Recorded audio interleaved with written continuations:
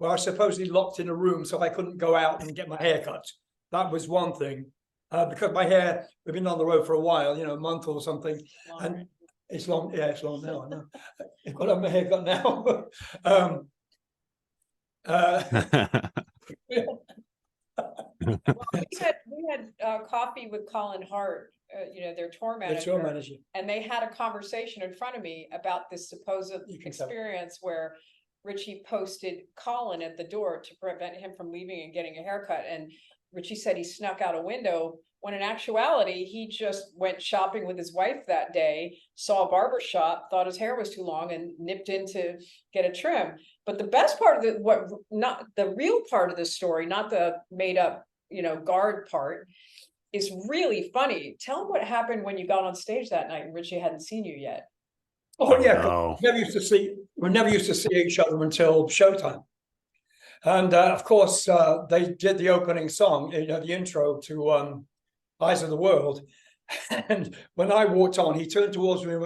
He was in shock when he saw me walk on because I had my hair cut. It was neat again. It wasn't all scraggly. And when you have short hair, you have to have it cut all the fucking time, which is a drag. I know. That's probably one of the reasons I grew my hair out, years ago in the 70s. I was a bit more of a hippie then. And anyway, he saw me and stepped back in amazement, so to speak, went behind the stack of it, behind the marshals. And when you see him for the rest of the night, he played behind the fucking stack. At the meeting the next day. Wow. Oh, yeah, and, I'm sure he's heard all this. It's I told these stories so many times, this same story. Well, yeah, next day, Colin, our tour manager, came to the door and said, Ritchie wants to see you in his room with the other guys. So we went to Ritchie's room in the hotel, and we all walked in and wondered what the hell was up, And I think Cozy said, well, what's up, Bugs? He called him Bugs. What's up, Bugs? What is it? He said, well, it's Graham's hair. And everybody burst into laughter. What? It's like, what the fuck is he talking about? Well, he said, I thought he was kind of being, what did he say? Like rude to him or something? Well, I think he thought that you disrespected him because your hair was finally growing a bit.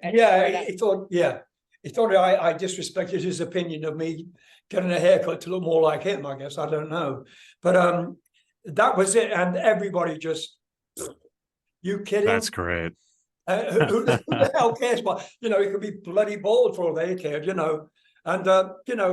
well, Cozy didn't have really long hair. Well, none of them did really. But they had the, the outfits and all that stuff. And I didn't. And Richie was dead against that. He thought I was like some guy in a game show or something, or whatever it may be. I didn't look like the singer in a rock band, or that kind of rock band.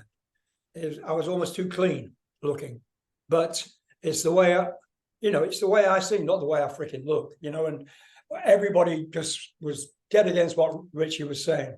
It's just like, are you stupid, man? It was just something to say, and very insulting in a way, At the same time, it made me feel like, oh, geez, what's up with this guy? Because I know Ritchie has a problem with hair. Say no more. Yeah. You have a fair share of working with a lot of weird guitarists. What's that? What, man? You have a long history of working with a lot of weird guitarists in your life. I do indeed. Yeah. Yeah, there's a shop where you go. Can I get a guitar player, please? No, I'm sorry, they're all very straight. They all play acoustic. No, that won't do. It's one of those. I don't know why it happens, but there might be weird guitarists, but they're fucking great. I mean, Yngwie was incredible and still is. Steve Vai, amazing, and still is, obviously. Those two guys, I love them to death, and they obviously had their own career coming up. And they were too good for the rest of the band, in a way. I remember Ted Nugent saying to us when we were out on the road with Ted Nugent, we used to open up for him.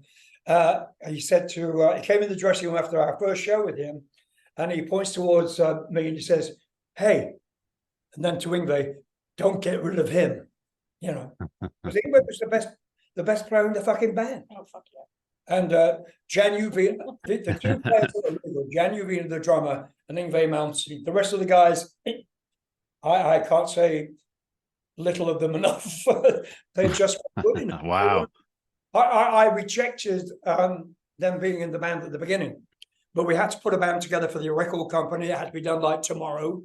And so my manager said, well, look, there's these two guys that were in a band called New England. And we met them. And so bass player and a keyboard player, so to speak. And so we went with that because we had to get a record done. And if we didn't, we wouldn't get our money. So that's kind of what happened. And I said to him, Andy, that they're not good enough. I said, I'm used to playing with, Don Airey and, sessions with John Lord, not this guy and this bass player. I mean, sorry to say, well, it just wasn't, I mean, that was it, but it didn't happen. And we went out, we made a record and we did pretty well.